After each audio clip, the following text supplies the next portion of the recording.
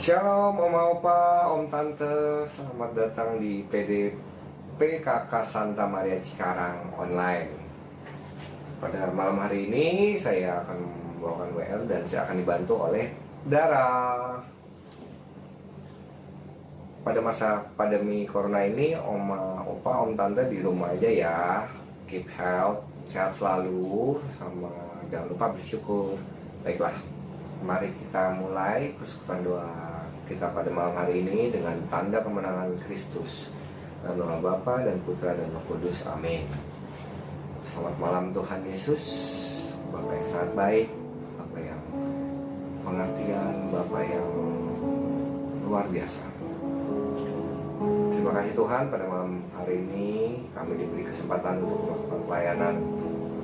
Ya Tuhan, Kau berkatilah dunia ini ya Tuhan, dari pandemi corona.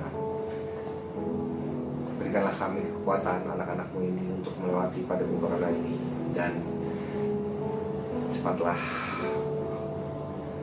bisa berlalu pandemi corona ini. Terima kasih Tuhan untuk hidup yang telah Kau berikan, untuk kesehatan yang telah Kau berikan untuk kami, dan sukacita.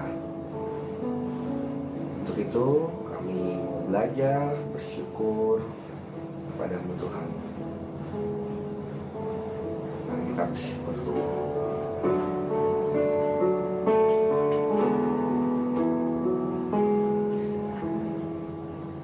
Aku hendak bersyukur pada Tuhan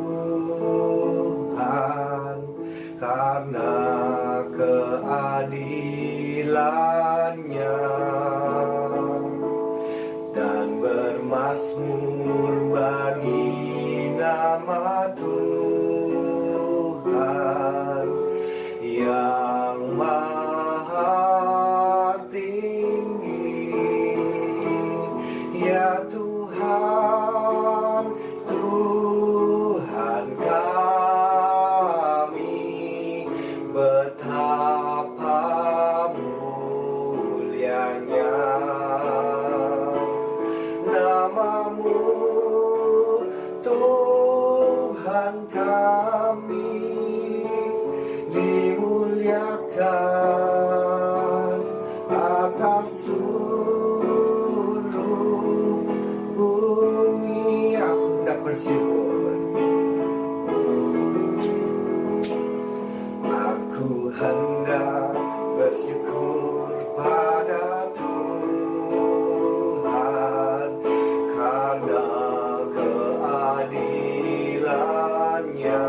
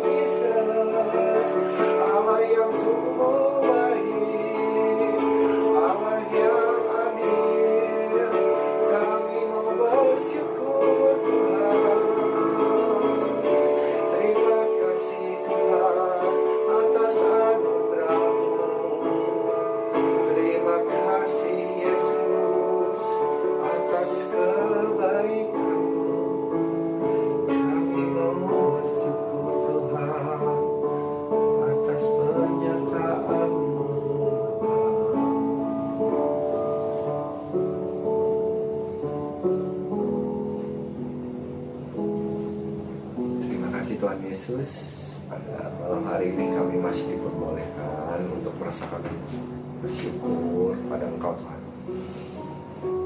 Ya Tuhan,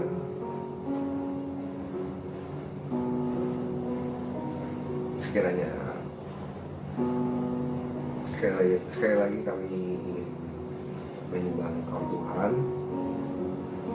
melakukan puji-pujian untuk kebesaran nama-Mu. Terimalah penyembahan kami ya Tuhan, supaya kami semua bisa merasakan hadirat Engkau. Kami mau datang kepada Engkau Tuhan.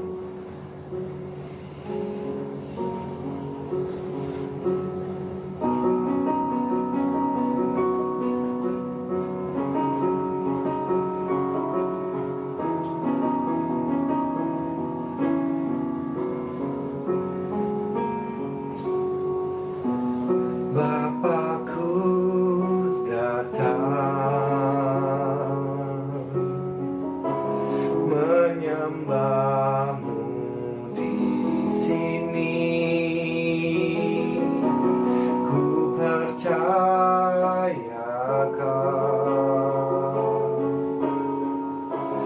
ada bagiku.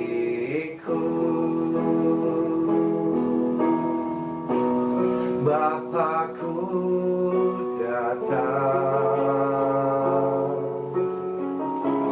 menyembah-Mu di sini. Ku percayakan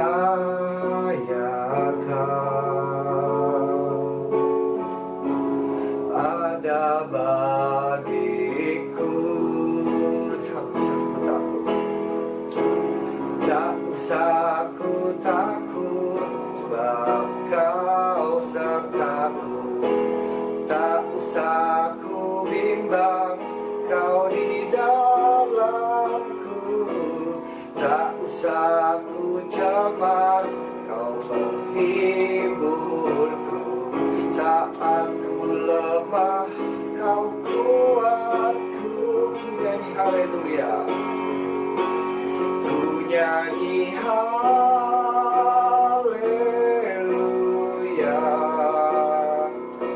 nyanyi haleluya. Sungguh Kau hebat, ajaib perkasa, perbuatan-Mu. Nyanyi haleluya. Ku nyanyi haleluya,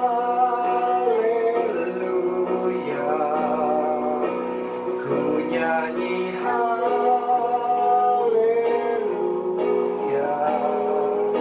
Sungguh Kau hebat, ajaib perkasa, perbuatan-Mu.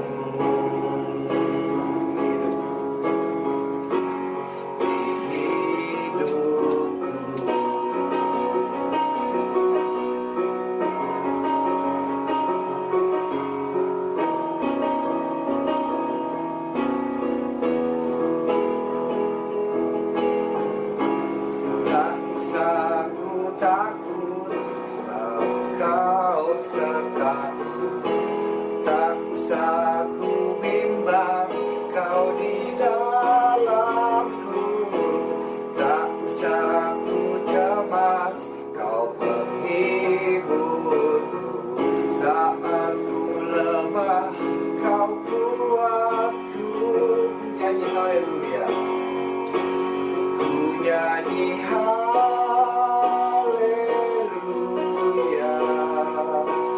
ku nyanyi haleluya.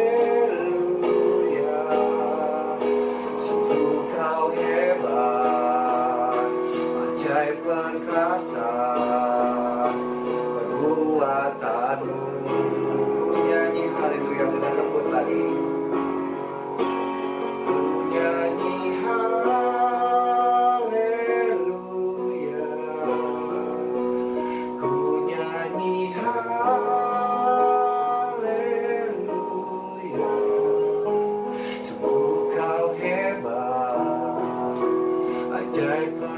perkasa perbuatanmu.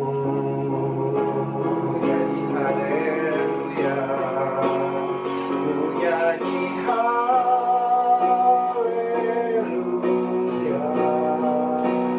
ku nyanyi haleluya.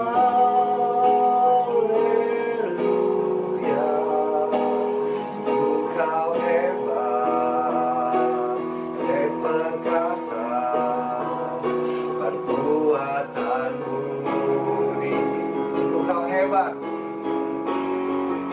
sungguh kau hebat, ajaib perkasa. Sungguh kau hebat, sungguh kau hebat, ajaib perkasa perbuatanmu.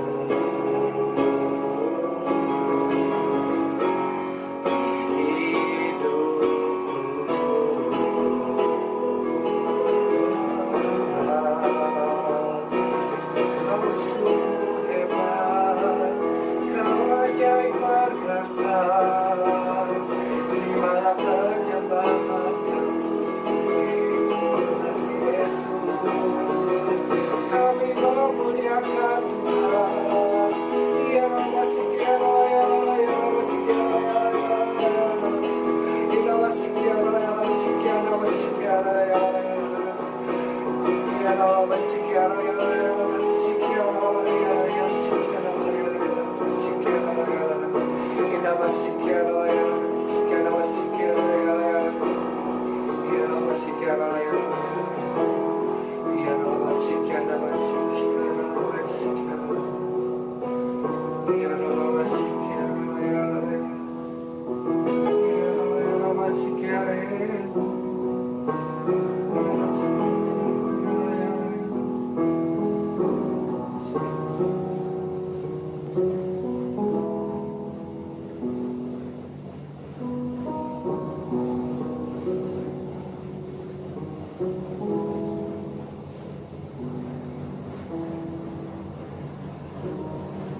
Terima kasih Tuhan atas selawatan. Kami masih boleh di sini merasakan hadirat-Mu. Ya Tuhan, sebentar lagi kami mau mendengarkan firman-Mu ya Tuhan. Firman-Mu akan diberitakan oleh Bapak Eman. Berkatilah beliau ya Tuhan, agar apa yang dikatakan semuanya hanya berasal dari Engkau Tuhan, dan sesuai dengan kehendak. Terima kasih ya Tuhan, inilah anak-anak-Mu, kami siap mendengarkan.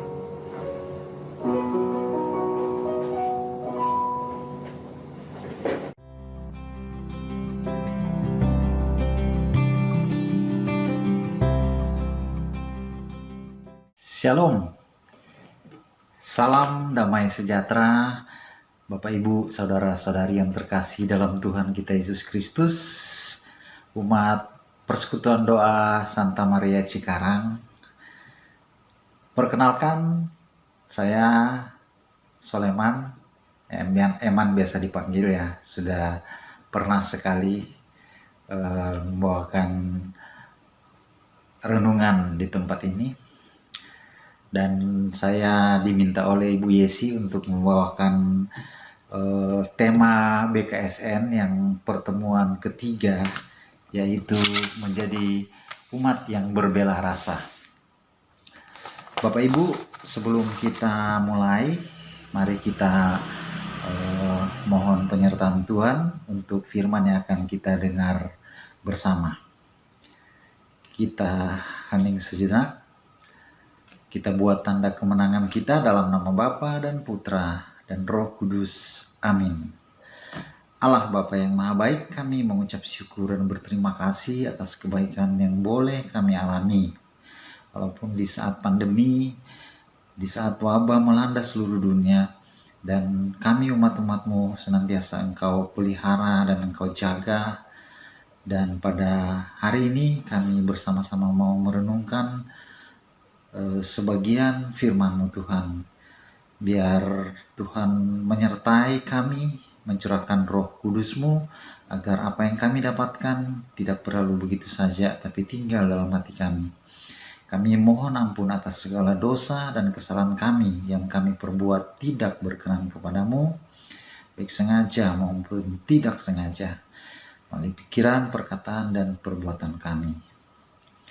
Biarlah apa yang kami lakukan saat ini berkenan kepadamu, kemuliaan kepada Bapa dan Putra dan Roh Kudus, seperti pada permulaan, sekarang, selalu, dan sepanjang segala abad. Amin. Dalam nama Bapa dan Putra Roh Kudus. Amin. Bapak Ibu, mungkin saya akan mereview dari pertemuan BKSN yang pertama dan kedua, di mana pada pertemuan BKSN pertama tentang Bapa kami yang Maha Adil, kita di situ diajak untuk menjadikan doa Bapa kami yang kita naiki, yang kita biasa naikkan, itu menerangi dan meresapi dalam kehidupan kita. Jadi kekudusan Bapa dan kehendak Bapa, pengampunan Bapa, membuat kita yang ada dalam masalah apapun, terutama di masa pandemi ini, terutama rezeki, kesehatan, gangguan-gangguan, apapun, masalah apapun itu, kekuatan jahat yang dari manapun, kita senantiasa akan dimampukan Tuhan di dalam kerajaannya untuk kita dapat melalui perilaku kita sehari-hari, kita dapat menjadi anak-anak Allah. Dan pada pertemuan kedua, secara gak langsung kita diperhadapkan dengan pilihan-pilihan, yaitu Tuhan memberikan kita kehendak bebas untuk menjadi seperti apa kita di perhakiman terakhir, di mana akan terjadi pemisahan seorang terhadap seorang. Sama seperti gembala memisahkan domba dan kambing. Domba di sebelah kanan digambarkan sebagai orang-orang yang dibenarkan, dan kambing digambarkan sebagai orang-orang yang tidak dibenarkan.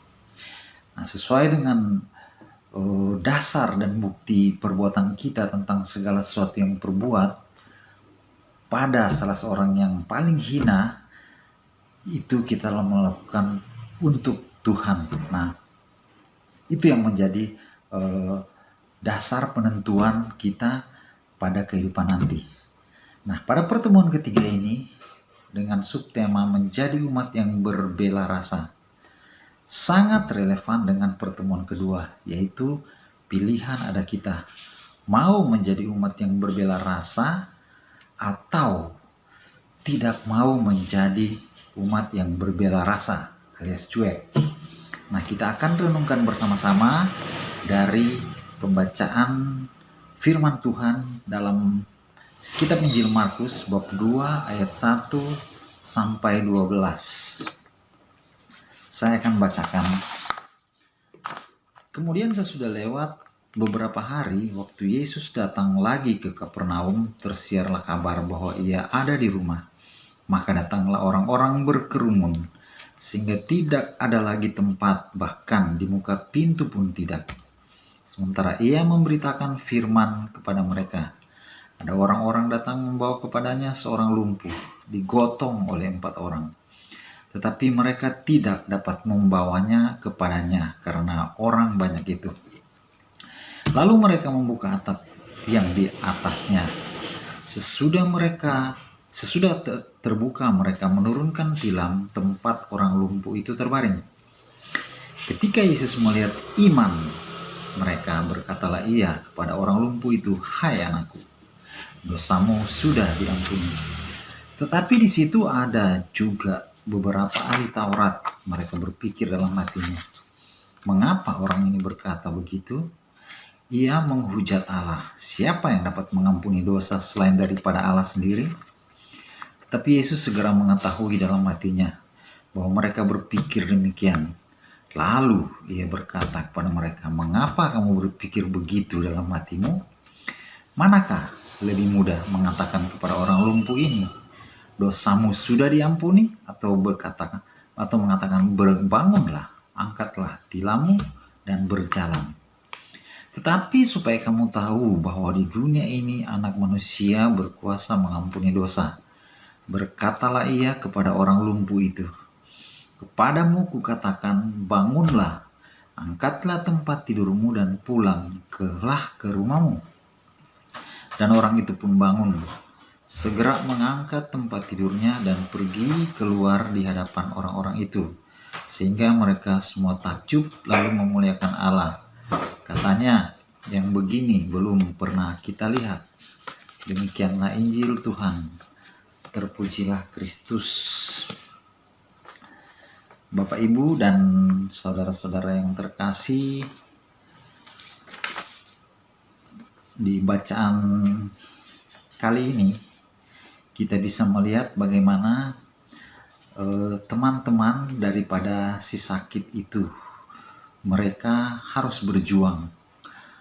Walaupun harus naik atap rumah, mereka membuka pintu kecil di atap dan menurunkan si sakit persis di hadapan Yesus. Ayat 2b sampai 4. Yesus menghargai iman mereka, baik si sakit yang tidak bisa berbuat apa-apa, walaupun 4 orang yang bersusah payah dengan tenaga maksimal untuk membawa si sakit.